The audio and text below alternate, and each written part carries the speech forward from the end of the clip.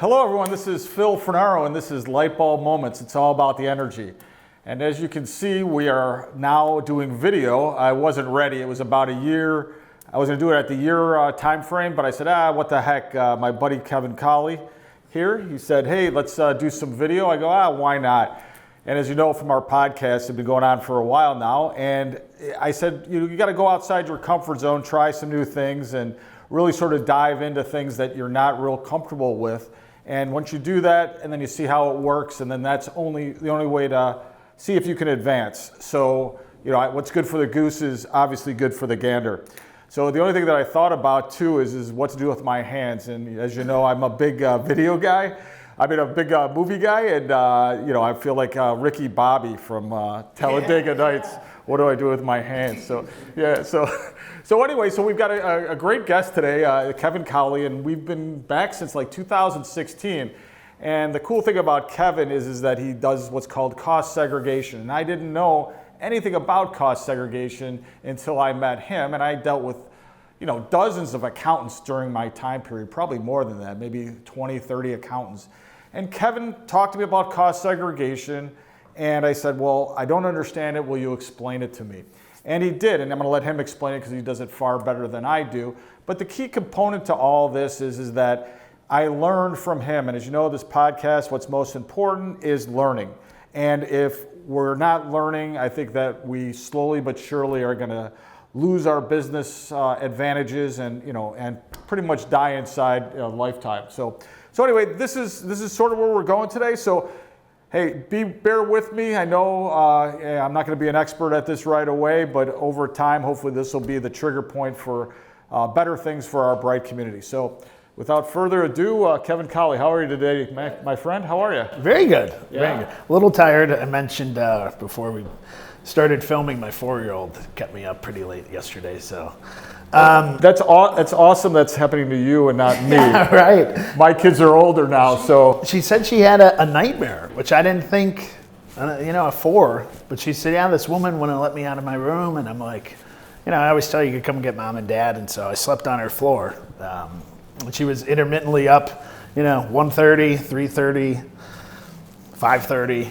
At 5:30, I said, screw it, I'm up. It's like torture you see in the movies where you're about to fall asleep and then they wake you up again. Yeah. So anyway, thanks for coming even though you're tired, and thanks for bringing the video crew in. These guys are awesome. If you want to introduce them too, just tell a little bit about them. Yeah. Austin Opfer, he's my main contact here. He's been doing some marketing for me for 6 months. Since we started. So CostSegKev will be across every platform, TikTok, YouTube, Facebook, Instagram. And we're gathering content to do a full launch.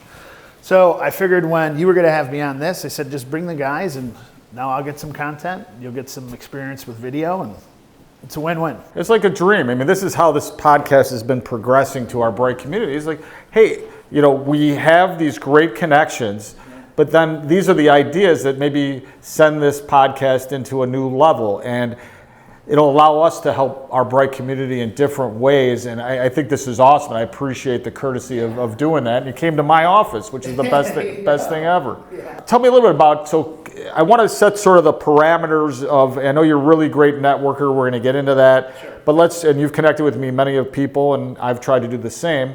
But let's explain a little bit about cost segregation, because a lot of people don't really know about cost segregation, and then I think this will give value to the next couple questions that we'll have. Without going too far in the weeds, anytime someone buys an investment property that has to go on a depreciation schedule, simply put, federal rules say commercial assets like your law office will depreciate over 39 years. Anything residential, over 27 and a half. So what most accountants do is you buy a building for $1 million, let's say you buy a building for 1.2, I always use this example, and it's a law office. Let's say it's this building, which I did cost seg for Phil on this already. So anyone watching, don't call him.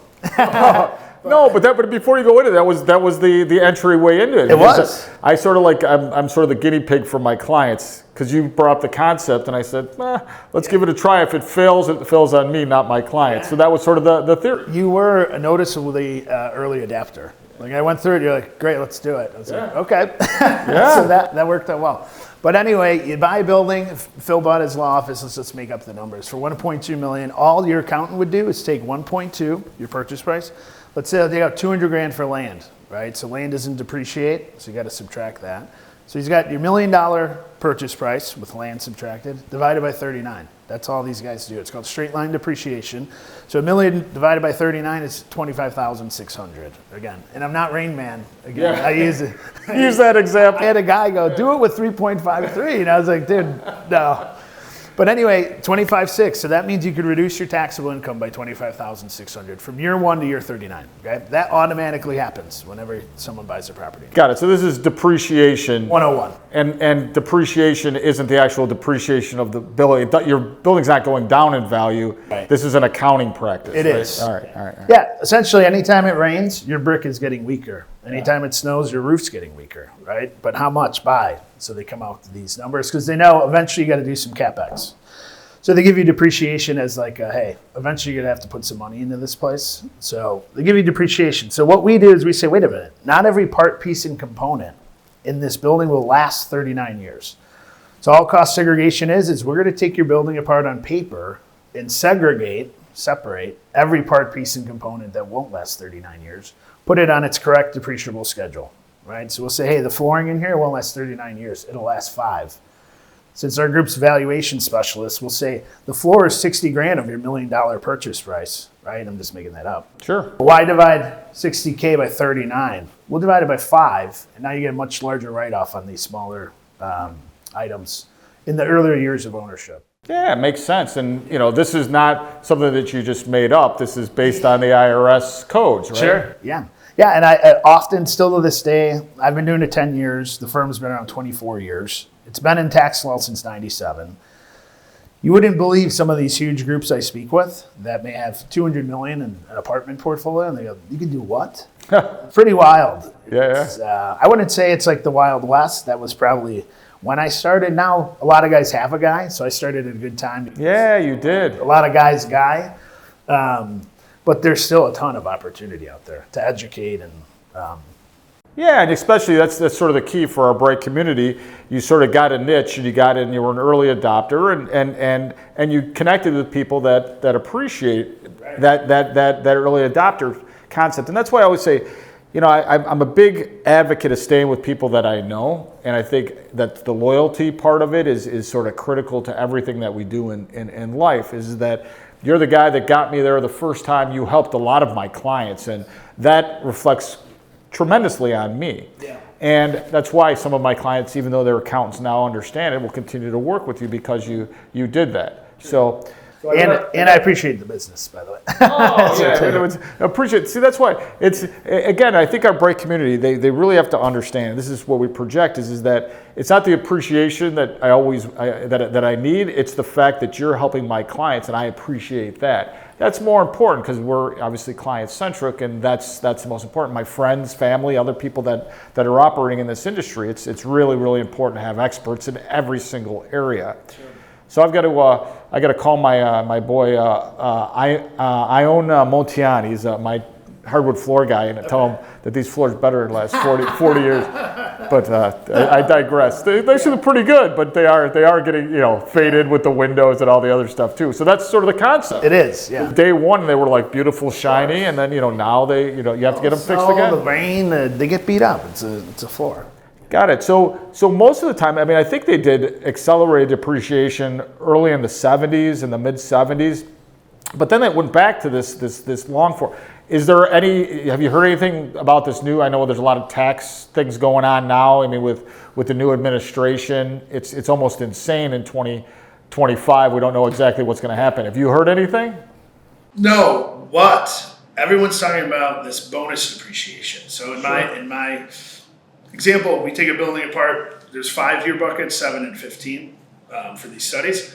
Trump did the Tax Cuts Jobs Act in 2017. I remember. So 2017 to 2022, anything groups like mine put in a 5, 7, or 15-year bucket, you didn't have to wait 5, 7, or 15 years to get the depreciation. You could take 100% of it up front. Yeah. So we called it CostSeg 2.0. It's like insane. So a flood of business came in. Now that's sort of money is phasing out, right? So anything bought in 23 only gets 80% up front. Yep. 2024, 60 and 25, 40. However, the chatter is he's going to bring that back. 200%. I don't see why he wouldn't. But it's the government, you don't know. So what you're talking about, this bonus depreciation in 2025, is it at 40% or 60? It's already at 40%. Yeah, that's why a lot of people were chasing it the last couple of years.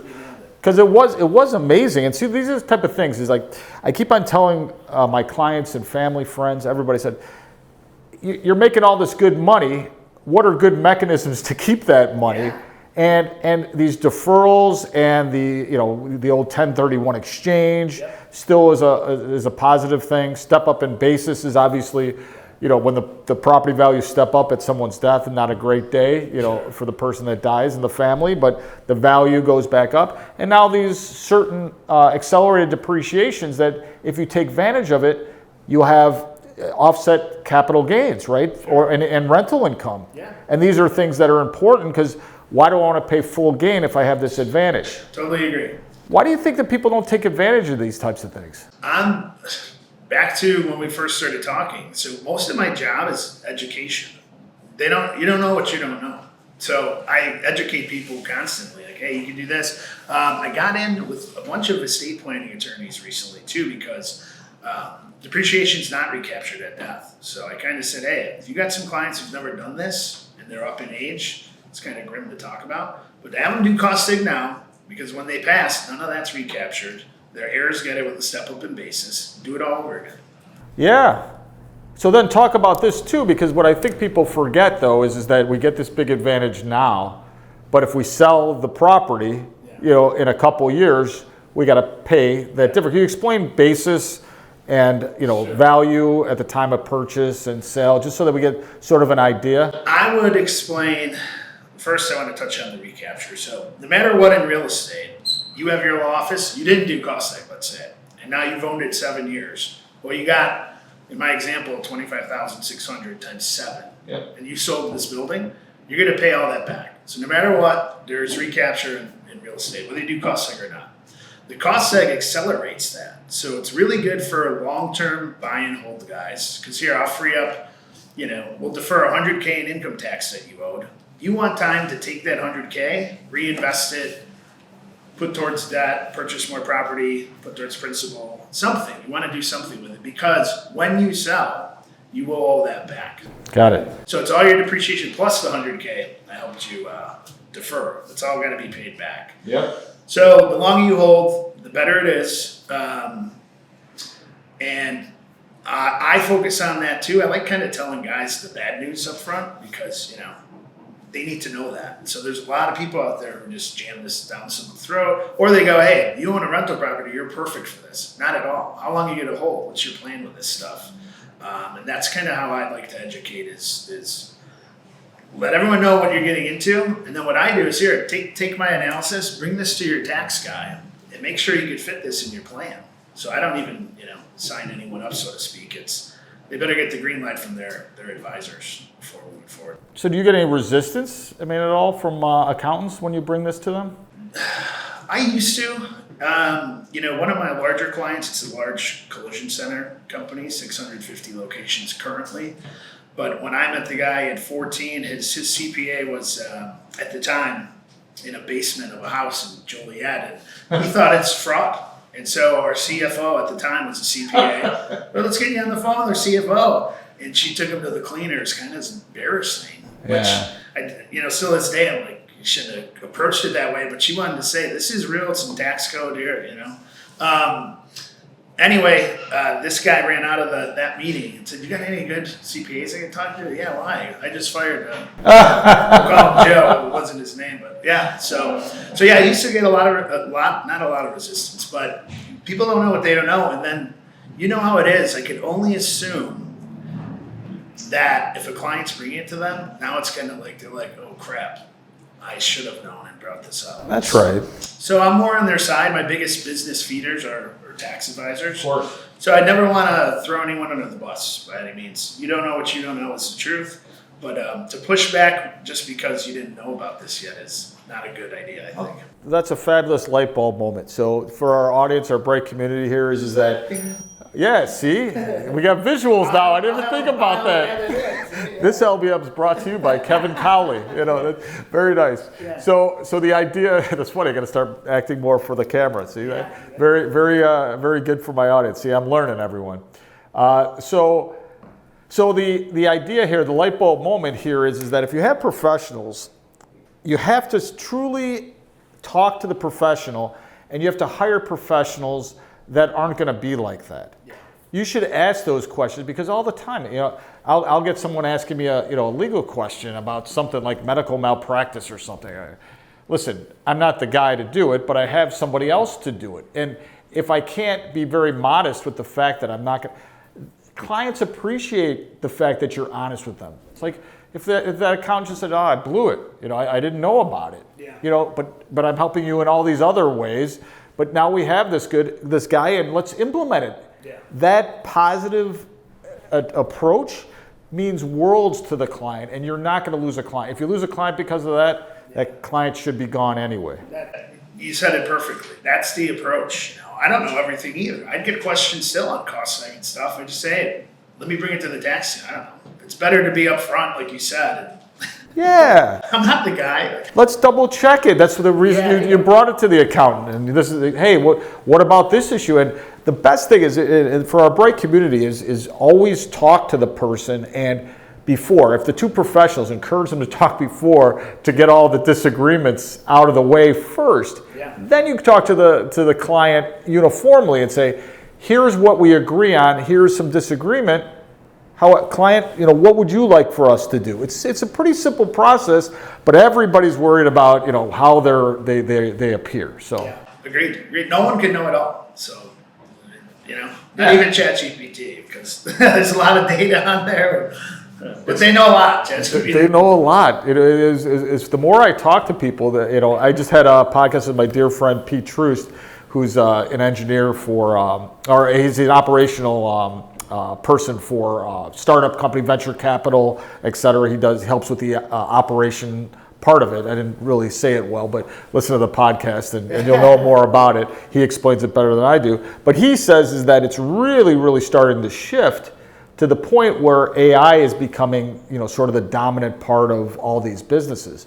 I wonder if, is there a way to navigate that process with CostSeg, or is it really not part of that analysis yet? I'd imagine there would be a time where it's heavily used for what we do.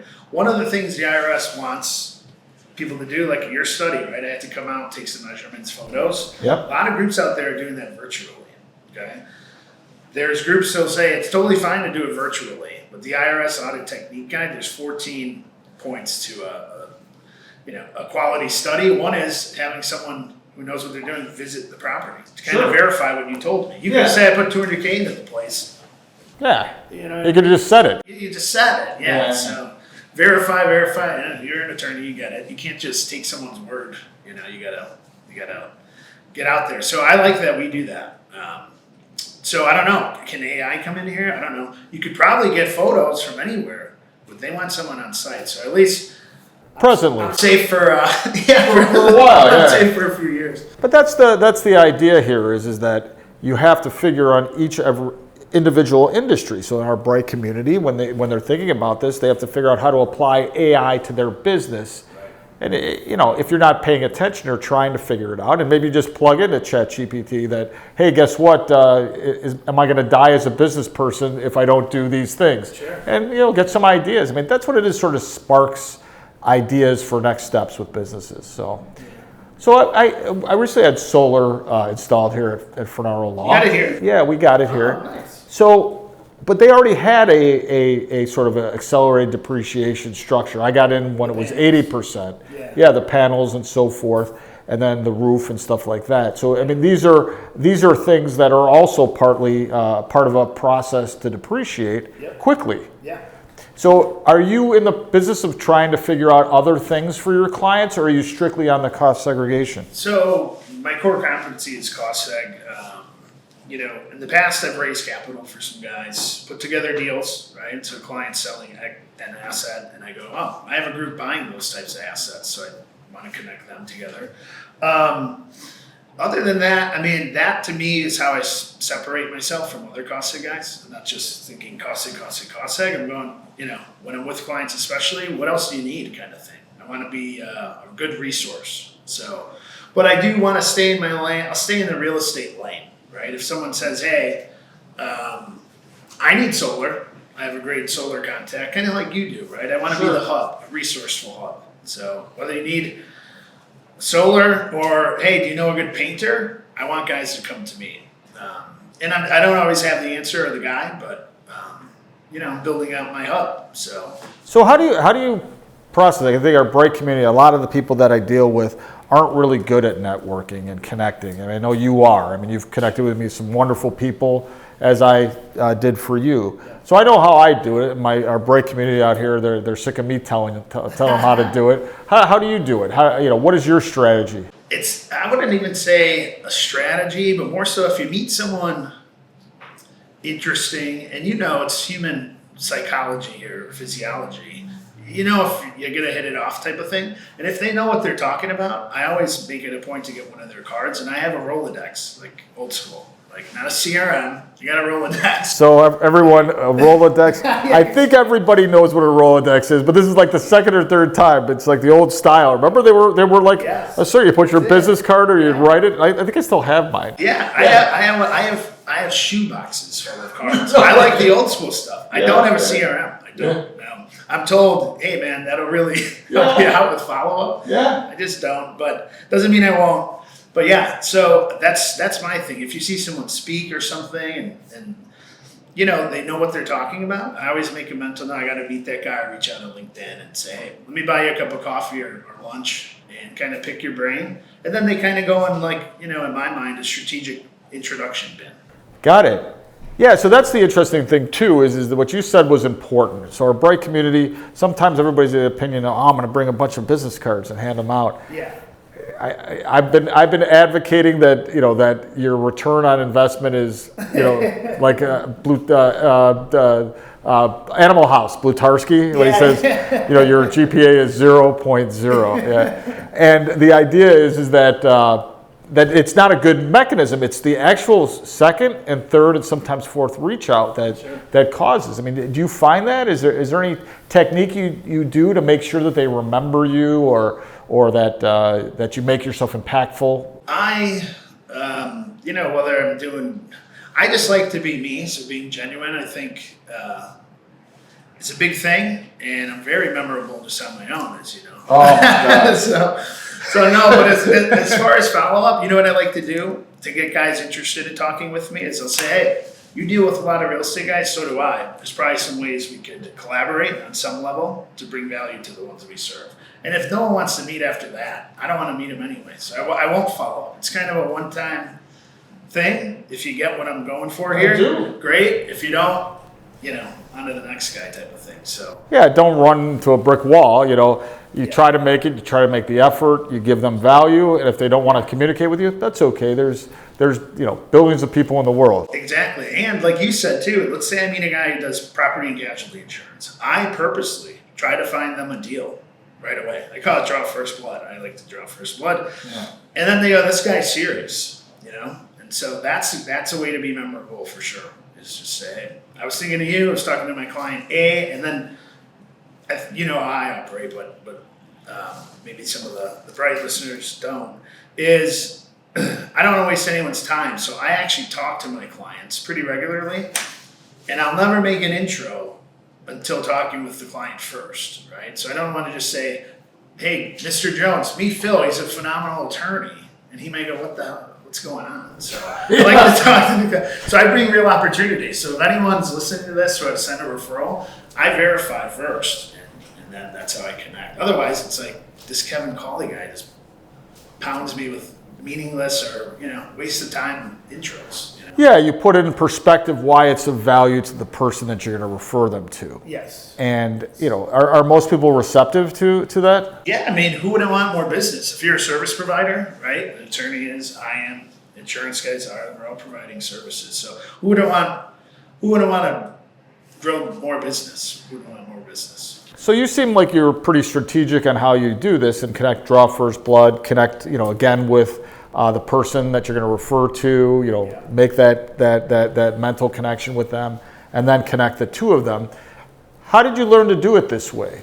Or were you magically, out of the womb being able to do this? I think no one sat me down and said, this is the way you do it. Trial and error. Experience is the best teacher. So when I started, I was the guy sending just blanket right. And then, a client or someone yelled at me at one point, and I learned, that's not the best way to do it, So I can't recall a specific example. I guarantee you that happened. It's, hey, what the hell?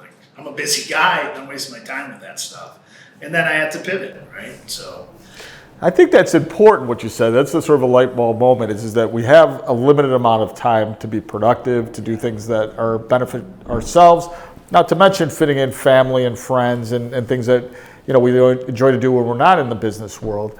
It's actually figuring out how to spend your time. And I think that's partly where our Bright community struggles, is that you figure it this way. I have X amount of hours a week. I want to spend as much time doing things that are going to make me happy and productive. yes. So I think it's that when you continually have someone like slapping you in the face, you sort of walk away, right? Yeah. I don't know. I mean, I had a convo with my wife today. So my daughters are... Is this connected to the slap in the face? Or? Yeah, right? But my daughter, Gwen, she'll be 2 in April. What's her name? Gwen. Gwen, got it. And she'll be Gwen Florine, which is my father-in-law's mother's name. See, now she'll be on a podcast here. That's great. She'll have to listen to it later on. Yeah. I mean, I fought it with my wife. Well, what the hell? And my wife explained why. I said, okay, of course, done, right? But she'll be 2 in April, and then my daughter Maeve is 4, and I bring Maeve to school at 8 now, and I love picking her up at 3. So it's work smarter, not harder, because I told my wife that's going to be my schedule moving forward. I'm over the going to the late night networking stuff. Right. I mean, I did all that crap for 5 years, and again, it wasn't crap. I got a lot of value. I've made probably great connections I still do business with, but I'm done with it. So it's kind of like the Elon Musk. If you give yourself X amount of time to do something, you're going to do it in that time. Yeah. So I want to fit everything I can from 8:15 to 3 o'clock. It's kind of my new schedule. So maybe I do got to get a CRM. Bright community, don't listen to Kevin get a CRM. Listen to his advice that he should get the CRM. I'm just saying I know. But yeah, so I like this. It's kind of a challenge, and I do have to develop some processes. Which I'm evolving, right? So you have to evolve, and that's the cool thing. Is the best thing that I ever did was I carved out times in my schedule where no one can talk to me, and I don't pick up my phone, and then I tend to fall back into it because there's so much stuff to do. But guess what? You don't lose out if you just spend that time yourself. You actually make it for a better day. Whether it's in the morning, afternoon, having your set schedule, concentrating on the 2 most important things is 8 o'clock and 3 o'clock with Maeve, right? Yeah. And that's really, really, really important. The other thing too is it's still, because every single conversation that I have with somebody, I gain value. There's something that's positive that makes me want to have as many more conversations as possible. But what you said is I don't want to do those late night meetings. And how do you sort of pull yourself away from it? Because I know if I go, it's going to be great. Yeah. But I don't really want to go. I want to go hang out. I want to go out to dinner, have a drink, whatever the case may be. How do you prioritize that and say forget it? Because I know you have the urge. Of course, yeah. I like having fun. Yeah. The FOMO, fear of missing out's real. Right. And anywhere I go, I can have a good time. And then not only that, like you said, there probably are, areas where, put it this way, guys. I don't believe that I am ever missing out. So I think it's a mindset thing, right? So I'll just say, hey, if I'm meant to meet this dude, I'll meet him somehow else. I'm not going to force it. I kind of let things come. It's kind of like a Rhonda Burns, The Secret. It's kind of, I let it. What is it? The Secret. Oh, okay. It's kind of like, your subconscious brings your reality to you. Got it. Kind of thing. We're talking philosophy now, huh? Yeah, so I'm big into all that stuff. A lot of people don't know that. So it's kind of, hey, if it's meant to be, it's meant to be. But I'm not going to force it. Wait, we're not going to let you get away with just that. What do you mean? Yeah. Tell me a little bit more about your philosophy. So I'm reading a book now. It's Neville Goddard. Neville? Neville. Yeah, an old philosopher, Goddard. You're throwing a lot of interesting names at me today. At your command, yeah, Florian Neville. And it's more so about you could will things to happen, and in the Bible it's kind of like, go pray in secret, and wherever two shall agree, it shall be done unto you. His take on that, it's me and you agree, and something's going to happen. It's your subconscious agreeing with your conscious. So if you get that to agree, it will happen. So you can say, hey, I want to earn X this year. If you trick yourself into believing that, the world will move and get things lined up for you to get there. So that's pretty fascinating.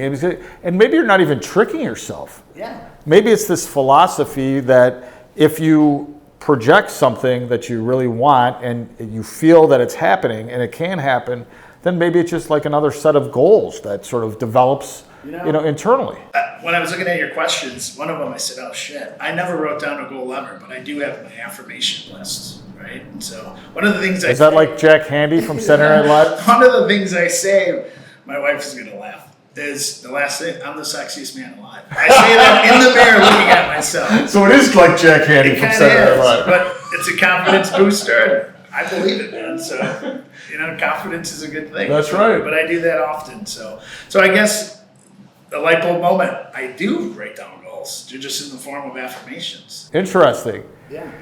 Yeah, that's funny too, because I don't write down goals either, and I have this, and my process is weird. Like I have this constant change going on in my head at all times. That's why I like doing this podcast, because we can go down so many different areas, Sure. prioritizing what question to ask, how to ask it, when. I love that, but you're right. The certain set of things that we do on a daily basis are our goals. Maybe they're not written down. Right. Maybe it's important for people to write them down to see them. But your mind works so fast, maybe that's why. Yeah, I mean. Or you do write down your affirmations. I do, yeah. I might have it's all beat up, but let's see. Yeah, look at this. Who knows how old this one is?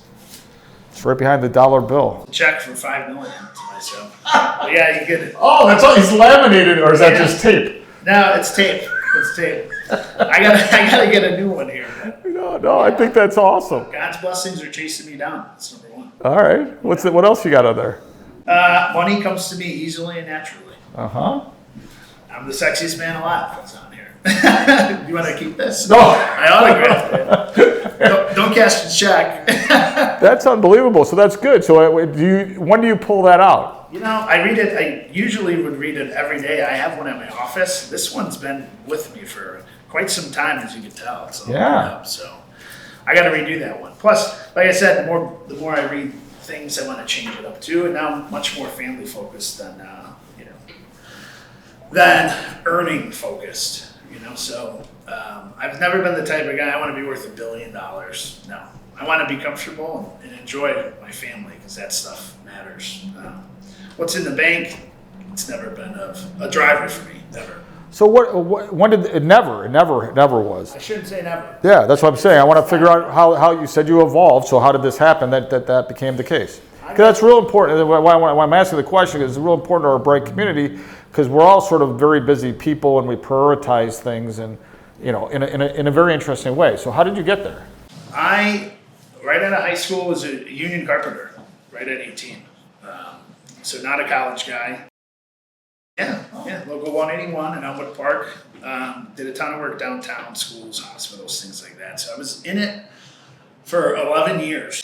When you're in that job, this is not all carpenters or trades guys, but guys are just waiting until 12, right? And then they're like, let's get a beer or two. Go back from lunch, do a couple hours of work, go have more beers. And then go home, eat dinner, and do it again. Not a good habit, right? So then when I'd get laid off, I would look into 1099 jobs. So I worked solid. I worked for 8 years straight, not a layoff at all. Year 9, I was off for a couple months. Year 10, I met my wife, and I was off for 6 months. So I'm going, how the hell do these guys have family and you're working 6 months? So, I got unemployment, but it's not a good feeling just sitting like, oh, I'm getting my check. So I looked for 1099 jobs, and I found a collection agency called Trans World Systems that interviewed me. They hire, They're still around. They're a huge firm. But if you're 1099, the guy was pretty straight up with me.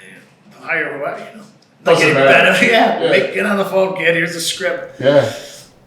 So I would do that when construction would call. I'd go back, right? But then my third year, I was off. I don't know, maybe 2 months, and asked my superintendent Gary, "How long is it going to be? Like, no bullshit. Come on, you know, because I could go do this." So he said it'd be another few months. So I went and did that. The guy who ran the firm called me in, and he said, "Hey, you make like the most calls here when you're here, but bring in the least amount of money. I want you to meet my wife. She does a service where we're actually putting money in people's pockets. If you bring that call mentality there, I think you'd do good." So I had lunch with her, and it was CostSeg.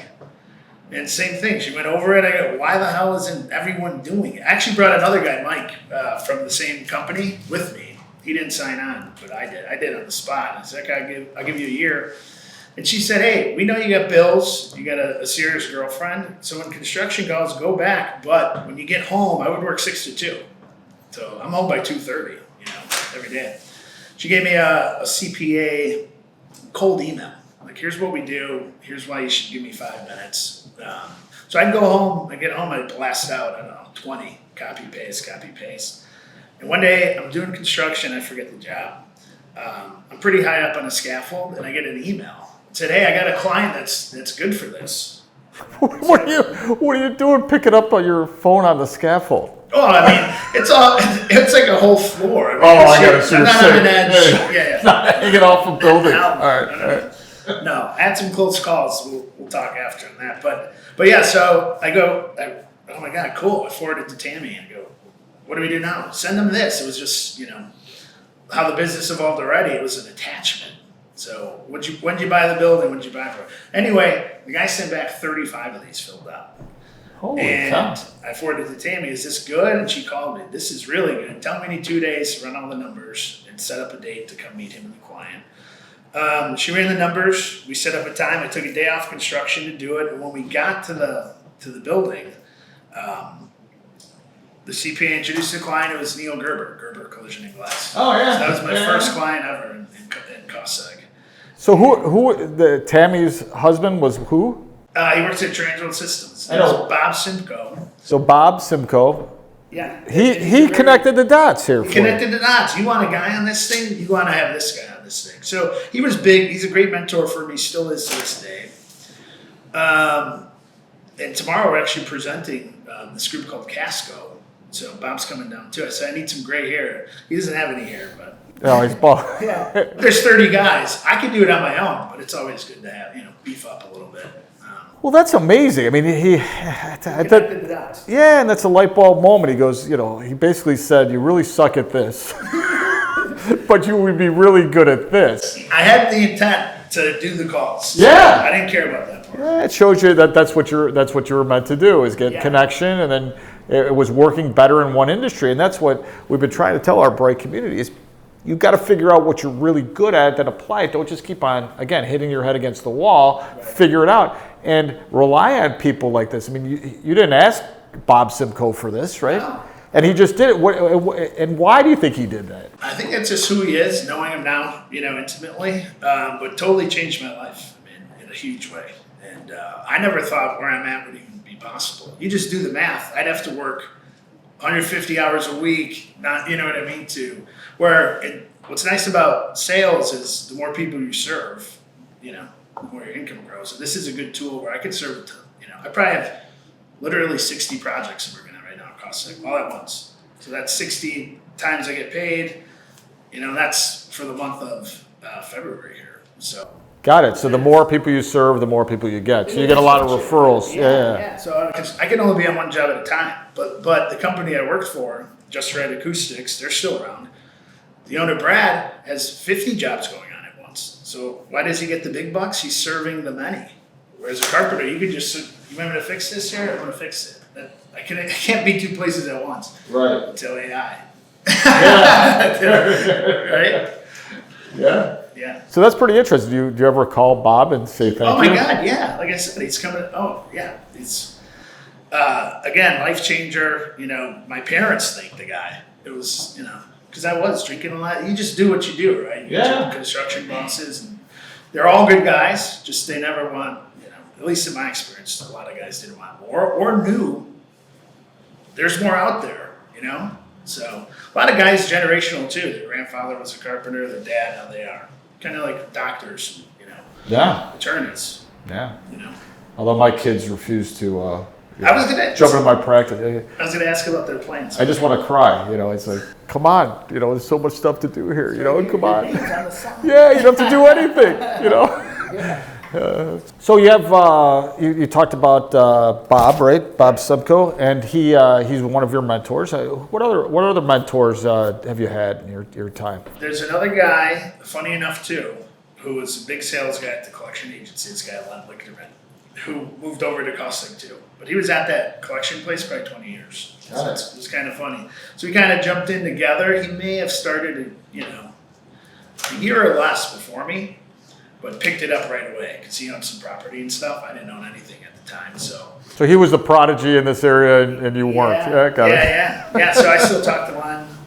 A lot of the mentors are at the company, and believe it or not, Your current company. Yeah. Some of my. What is your company called?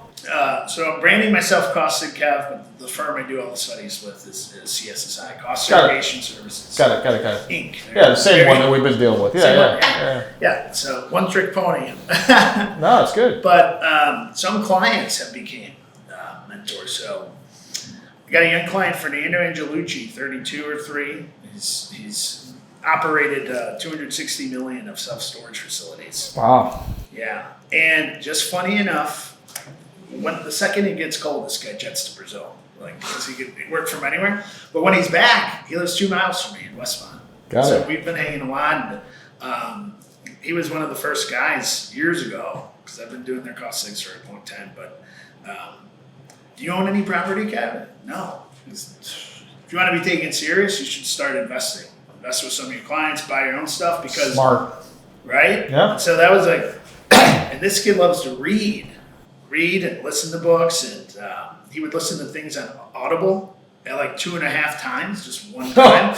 Then he goes, then when you go down to two times speed, you get it. Yeah, that's pretty funny. Cool stuff like that. So wow. I take his advice a lot. He's it's funny to have a younger mentor. He's younger than me, but knowledge comes from everywhere. That's right. I mean, you have open eyes to and embrace things that come out of people's mouths, because you never know how it's going to apply to you. Yeah. So I'm not the only Italian that hangs out with you here. Yeah. So is he from Brazil? Is he an Italian from Brazil, or is he not? He's not Italian. His family, because he has family there, and he bought a big apartment complex there, and he's it's cool. I got my great aunt up here, and all these people. So did you take his advice and acquire some real estate? I invested in some of his deals. I'm actually, for the first time ever, a GP, general partner on a deal. Apartment building in Beverly, where my wife's from. So it's kind of cool. A client of mine I've done 104 cost things for. He's probably got 3,000 apartment units. Brought the deal to me, and I'm going, man, I drive by. I'd say every other week I'm in Beverly, where my wife's from, with the in-laws. Sure. And I said, man, that'd be cool to own something in Beverly. And a week later, the deal came to me. Back to manifesting, right? Yeah, right. So it's super cool. I'm going to learn a lot. I even told the guys, let me manage the property. I'll take just so I can know how it is. Learn, yeah. Yeah, instead of just being an LP passive guy. So what's cool is having the time freedom to do that. Sure. And the construction background will help. But I don't know. Dealing with tenants, I think maybe you'll switch back to the other model. Go back to self-storage. Yeah. They say the 3 T's. I forget the third. It's tenants, toilets, and something. Whatever. It's all tortured. In my tortured. opinion. Yeah. Light bulb moment. Well, it's an interesting dynamic. Is that when you have something where there's people are always having problems. I'm not. I'm not that. It just didn't sit well. Just like you with the collection agency, and you switch to some of those. It just doesn't sit with me. And we own a lot of multifamily residential, and it's a different business, a different mindset. The people that are really good at it, like one of our property management companies that we deal with, Claritas, they don't mind and they love it. Yeah. And it's good because then I don't have to worry about it, because they'll worry about it, and they don't care because they like it. Yeah, some people are, made for different things, Yeah. Just who knows if we'll be doing CostSeg forever. I love it, but life's short. There's other things out there. I mean, people, I was lucky enough. I got to see a lot of ways people make money. These manufacturing these little widgets. And there was a circuit board company I did a CostSeg for. It's literally like 4 guys just tack welding these things. There's pallets of them. And they were very profitable. And I'm like, what the hell do you guys do? Like, come on, let's go down on the floor. And it's like, who would have thought this crap's out here? Yes. It's just wild. Someone made this pen. Someone did the book binding. Yeah. It's like all the stuff. Yeah, they get their niche and they go with it. Yeah. The frustrating thing now, though, is that what I see with some of these people that have built these wonderful businesses is no one, like I said with my kids, I don't want my law firm. Yeah. So, it's fine. We've got a great team, people here that may want it. But the idea is that structure is, do you find that a lot, that people are having problem with succession? I would say not a lot, but yeah. I mean, there's clients of mine, the kids don't want anything to do with their properties. And some of these guys amassed a nice portfolio. But, when dad passes, they'll probably sell it. It's like, oh my God, the guy worked his whole life. Yeah. That's a real blood, sweat, tears thing. All the late night calls, the furnaces, come on. And now you just maybe they want nothing to do with it because they saw their dad do all that. Yeah. But now they may be dealing with recapture. Yeah, that's true too. That could be the problem. Maybe that'll incentivize them. Yeah, this is the tax. This is what you won't be getting, as a result of the sale. They're keeping it all. Good point. Yes. Yeah, maybe that's a good sales pitch. Maybe I gave you something to sell. You're a good enough salesman. I don't need it. You see it enough though. Like, think about it. It's the Pareto principle, 80-20 rule. And it's been applied to a lot of different metrics now. So they say in any organization, 20% of the sales guys make 80% of the revenue. Yeah. They say, go ahead. For sure. A guy told me this. Think of it this way. 20% of doctors are really good and love their job, but 80%, well, grandpa was and dad was, I have to be. They don't want to be. You want that doctor? Hell no. No. I interview doctors for my daughters and stuff. It's not like whoever you assign me is good. Hell no. Quick story. We could use this or not, but no, we're using it on mine. So first daughter was born. This guy comes in, older guy, all good. And my first question, I'm doctor. I said, real quick, do you have any kids? No, I never had kids. I said, sorry, man. Yeah, I'm out of here. You're out, bud. Send in the next one.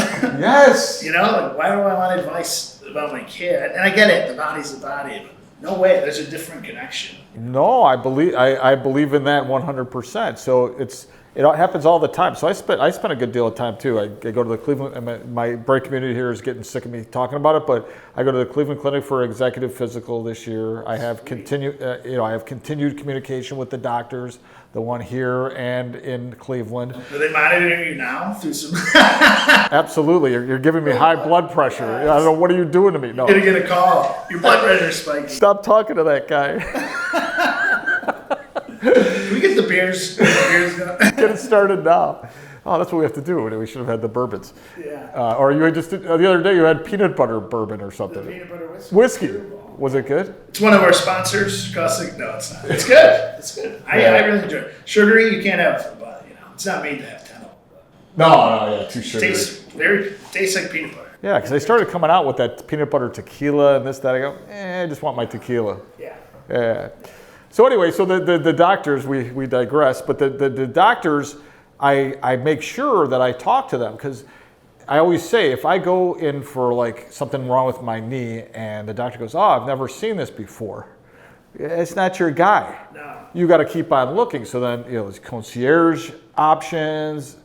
It's the potential for just interviewing a bunch of doctors, because it's getting harder and harder. I mean, your industry, private equity is sort of attacking a little bit, and that's what's happening to the doctors, even primary care doctors. They're the next target. Big time. It's scary. There's a big push for guys who want to remain independent. That's nice. But yeah, you don't want these roll-ups they're doing. And now, they buy your medical practice, and now you're just a number because they have 5,000 doctors. Yeah, just keep on grinding. And then they go, let's push this shit this month. It's like, oh my God. So too much of that, I agree. I like using independent guys where, and I interview them.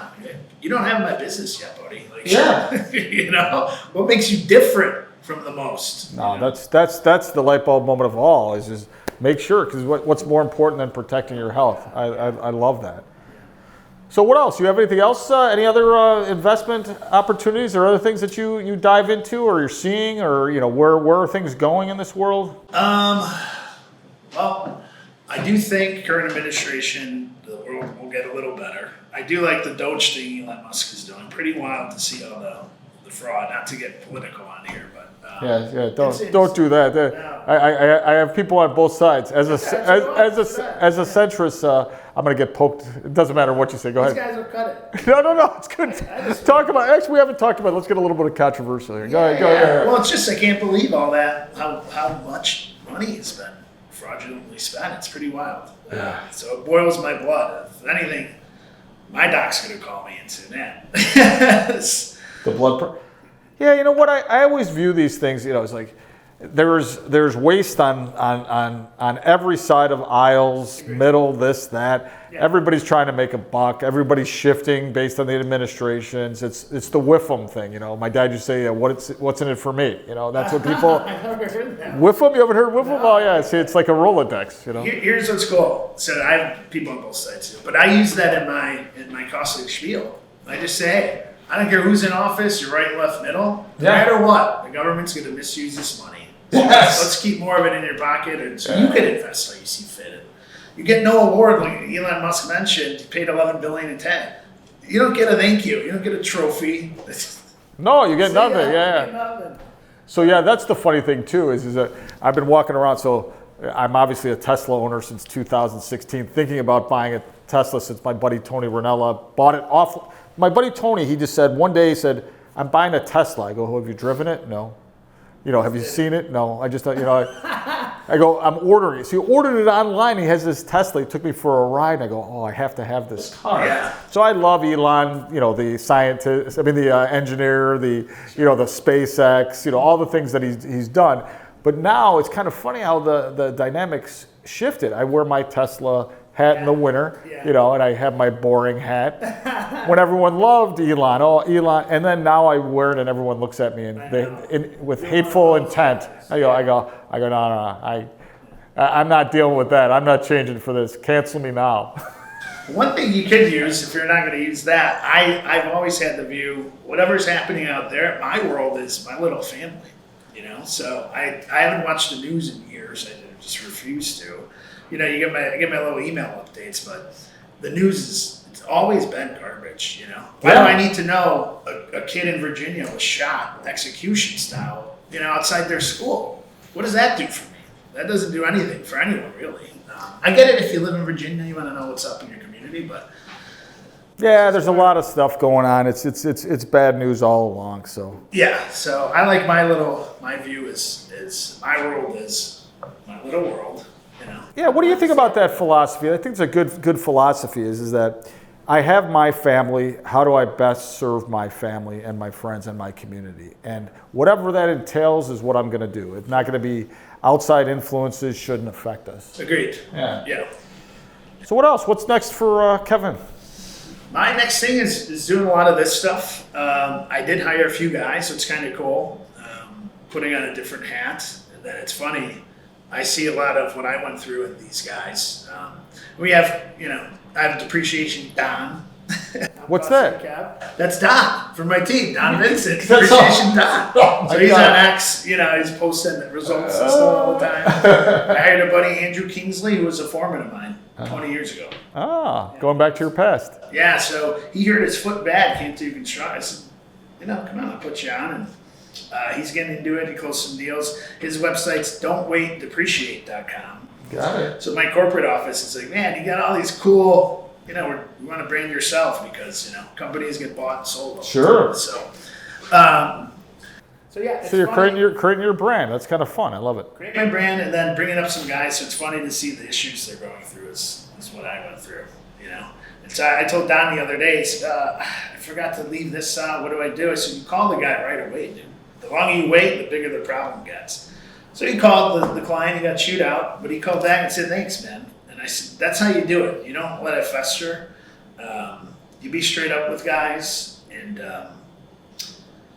that's how I earned a pretty large client of mine, Jeff. Is I dropped the ball and I called. I said, "Hey, I have to. I'm sorry, man. We're gonna be a little late on this." He gave me an earful, but he said, "You know what? You're my guy. You're my custom guy. You said the right things. He didn't point the finger. I could have said, "Oh, corporate slow." No, I biffed up, buddy.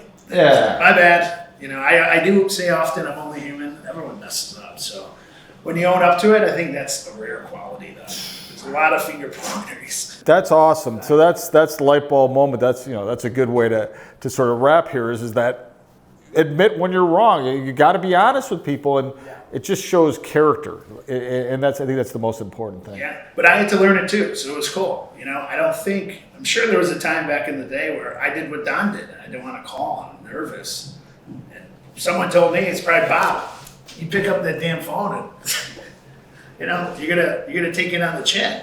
So it was good. So that's cool though. Is that you said you learned it, and I think that's the most important thing. That's what we have to learn to listen, and then we have to learn. And I think those have been the two huge things for Light Bulb Moment podcast. Is that everybody has said that they've failed and that they've learned and they've gotten better because of it. And I think that's huge. Yeah, experience is the best teacher, as they say. So I love it. Yeah. So what? Anything else? Any other books? I know you had the books, or that you other than Neville Goddard. Yeah, it's good.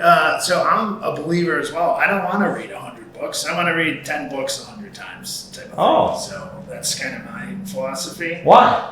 I don't know. I just think if you think of Think and Grow Rich, that's a book they say has created tons of millionaires. And Think and Grow Rich. Yeah, Bob Proctor. He would read a handful of books, but he said that's the one he would read 10 times a year. Think and Grow Rich. Bob Proctor passed, but he was a big motivational speaker. Not like a Tony Robbins pump you up guy. Real practical business. Was he? He wasn't like a Chris Farley either, right? No. The van down by the river. Yeah. Would you see that one of the Saturday Night Live? Yeah. You end up in a van. Down by the river. Oh, one of my favorite. Yeah. That's when it was good. I don't watch that anymore either. It's like, oh, you got to watch the 50-year special. It was fabulous. I mean, I'll give it a shot. There were some weird parts of it, but they flash back. Belushi, Aykroyd, Jane Curtin. Yeah. Oh, but then even Adam Sandler was fantastic, and then they had their musical guests were really, really good. It was old school, so pretty cool. There was I just saw a clip. It's back when Mike Myers was on the show. David Spade, Adam Sandler, and it was Bad Decision Jeans. And these guys just got done playing basketball. They're sitting there. And Phil Hartman. So Phil Hartman starts it off. He's like, guys, I was saying, even though the divorce is finalized, I'm going to tell her about the affair. And they're like, yeah. And then this one guy goes, Tim, did you redo your apartment? And he goes, yeah, I ripped the floors up, all new plumbing and all new, heating. And the guy goes, don't you rent? He goes, yeah. So it's all, and they're like, Bad Decision. It's clean, fun stuff. Yeah. No, that's some good stuff. I love that. Yeah. I gotta watch that one again. That's funny. Yeah. So, how do people reach out to you? I don't mind giving out my number, 773-931-6498, or you can go to CostSegKev.com. It is being rebranded, but it's still up and running. And hit me up there, and that's how you reach me. There's my number everywhere. Call. That's good. No, and I love this whole mentor thing because I think a lot of these people impacted you in such a positive way. So that's awesome. I have one question for you. Wait. This is unorthodox. Are you gonna join us for a hot dog over at the? Oh yeah, we forgot to. Thank you. So so we're really close. One of our favorite hot dog places is Little Joe's. It's here in Countryside on Plainfield Road and LaGrange Road. Best beefs, best hot dogs, and the greatest people on the planet. So that's best beefs. I'm yeah. gonna get a beef then. No, the beef is I got a spot. it's delicious, and their fries, like you said before, The fries are killer. unbelievable. So Little Joe's, Yep. Angela and Gina, very good people. Yeah. Oh yeah, so we'll get over there. So anyway, so we had a lot of light bulb moments today, and this is a great episode. And I think it went okay. I'm going to talk to our video and audio experts here and ask them what they think afterwards. I don't want to put them on the spot, but yeah, it was a good try. You know, we got to try once in a while and do the best that we can. And I love this, and I can't wait to do this again. And I think our guests will enjoy this format even more so than Zoom, although the Zooms are working fabulously. Thank you to COVID and all the changes that were made. You know, we're able to do that and interview people all over the world, and it's been helping us connect with people that I haven't connected with forever. But this is a great format. Hopefully, we get to use this group again. Shout out your name for the camera. Oh, I'm Austin Opfer is my name. Tony. Yeah, Tony. Yeah, we love Tony's here. And name of your company. Uda Creative, EUDA Creative. Got it. Pump to them. They very professional, came in, set this up. I didn't have to do anything thanks to Kevin and thanks to these two gentlemen who did a wonderful job of making this easy and non-obstructive. And our team is happy that you guys came in, so thanks for that. So some of the light bulb moments that we had, you know, draw first blood. I love that. That's an important experience, is get in there and help somebody first. You don't have to get anything in return, but draw first blood, show your value right away. I love that. Work smarter, not harder. You know, that's a key component. Develop your time so that you're comfortable at all given times in your life, so that you're doing things that what you want to do. Be like Kevin and Maeve. You know, he experiences his most joy at 8 o'clock and 3 o'clock. That's impactful. That's the most important thing to him, is family. He fits everything else in at different times, but those are some parameters that he set for himself. So you, Bright Community, set those same parameters for yourself. Find your right skill set. That was the most important thing. He was a failure at collection, sorry, Kev, but he switched, and his mentor, someone that didn't have anything to gain, says, hey, go over and do this. I mean, how cool could that be? Listen to the people when they talk to you, because maybe they know. And I know we're all egocentric. We all fall into that platform, but guess what? We're usually wrong. Listen, if someone keeps on telling you, if the squeaky wheel, so to speak, if someone's telling you this, listen, because it may help you in the future. Read fast on audiobooks, I think 2.5% times, and then you listen to more podcasts. Try to listen to this one slow, because I think you're going to get a lot of value. This one 3x. No. Half. We talk real fast. Don't let things fester, and I think that's an important one, because, listen, I spent all my time, you know, thinking about how I was harmed in my life. But if I don't let it fester, I get beyond it and I dive into it. I admit when I'm wrong. That is hugely valuable to the client, and you feel better. You get it off your chest, and whatever the consequence is, what the consequence is. We fail all the time. So a lot of cool things about mentors. I know we've talked about that. I'm going to start asking that question more in podcasts that are coming up for LBM, because you really sort of generate a lot about these people. And you can see how grateful Kevin was talking about the people that impacted him. Good old Bob, and Bob Simcoe. I really enjoyed that story. So everyone, we'll see you next week for another positive day of illuminating thoughts and light bulb moments.